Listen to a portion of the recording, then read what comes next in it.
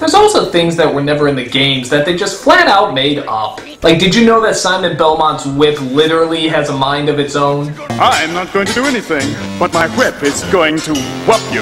Ah! Hey, look out! Now his sexual preference, I can't speak for. Oh my.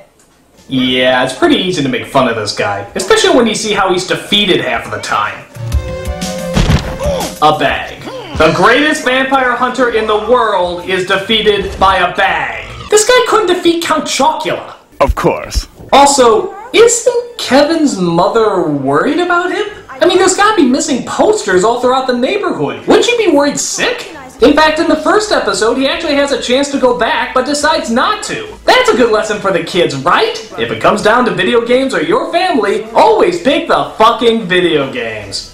Kevin, better not be playing that foolish game. You have homework to do. And don't forget to take out the trash. On second thought, I guess I could stay just a little while longer. Life-threatening situations of certain doom, or taking out the trash? Have fun filing those police reports, Mom! That and the animation is just horrible. And I mean horrible. Like, look at the expression on Simon's face here. Did he just give himself a full frontal lobotomy? No one enters Castle Iron Spire. But we're prepared. I don't accept credit cards. Jules. And look at this. They actually forgot to put in the background. Are you fucking serious? And trust me, this isn't like any kind of artistic license here. They're in the middle of the bayou. There is no reason it should look like this. And I understand if they did it maybe once by accident, but I counted it. They do it 7 times. 7? That's right, 7. Well, yes, but I'm 7. I guess they could have, I don't know, watched this before they sent it out to air? I mean, I do know that it requires actually sitting through an entire episode, and Laura knows they're hard enough to watch, but my thought is that would sort of be required. I mean, seriously, what moron would just have a plain white background the whole entire time? He'd be a fucking idiot. And how about these rockin' dance moves that the heroes have? Ooh, I like this. Wow, if you thought white people dancing was bad, try animated white people dancing. That's right, princess. Move that one leg. Pull off the geriatric drowning look.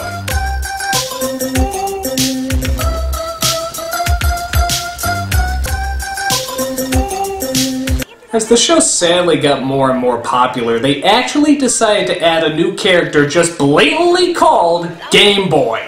Bet you'd never guess what product they're trying to push here. Ready to commence gameplay. Apparently Lana's father, who's trapped in the dimension of cheap cop-out writing, has decided that instead of him entering back into the real world, he'll send this marketing ploy. I have decided it is best for Videoland to send another in my place. He is called Game Boy. I truly believe he will one day be our greatest hero. Anyone who doesn't have one will be a loser. Run out to the video stores now. Dumbledore commands you, bitches. So they get Game Boy, who really has no personality or characteristics except for the fact that he sounds like a crappy download of Slimer. I am called Game Boy. I am programmed to play games. Yes, Game Boy will be our greatest hero, as he ruins all your possessions, tries shooting you in armed combat machinery, and even manages to destroy your kitchen appliances. Truly, I am a good king. But probably the episode that most people remember is the Zelda episode, where Captain N literally does a crossover with Link and Zelda from the Super Mario Bros. Super Show. How does this come about? Well, Zelda gets in contact with the Palace of Power for assistance. Hyrule calling the Palace of Power. We are in need of a hero. I would use the one we have now, but...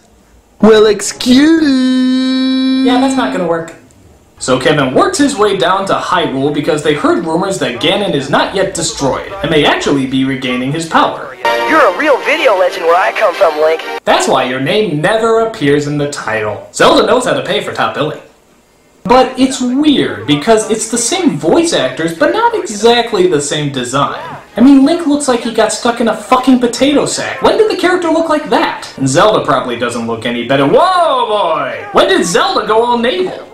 You two heroes can pat yourselves on the back some other time. I guess she's taking the Disney princess approach. And God bless her for it. We have important business. Oh yeah, right, Ganon. I thought you wiped him out for good. So did I.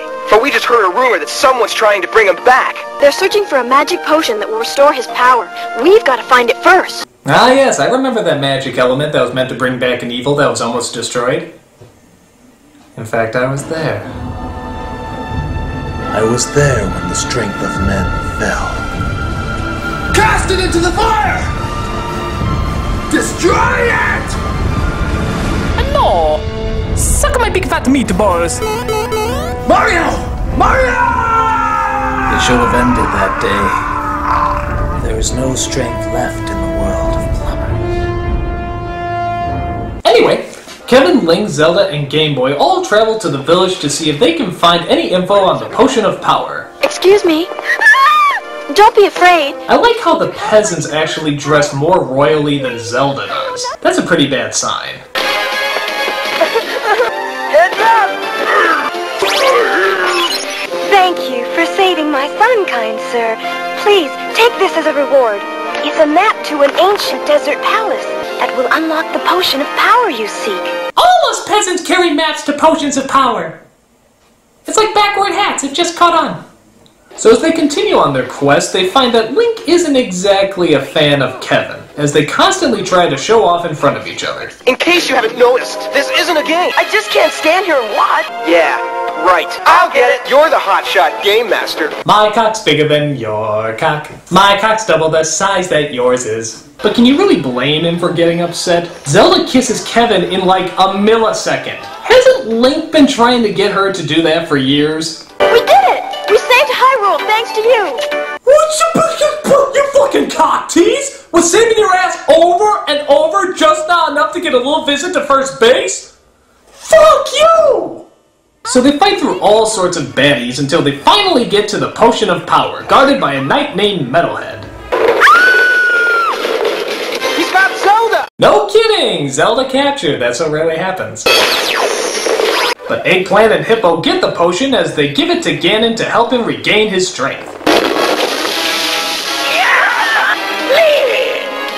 And you brought your friends for my coming out party! You know, I had suspicions about the dress, but, really, this is sort of a surprise. My pork sausage is your pork sausage. So the Master of Evil now has all this power. How are they going to stop him?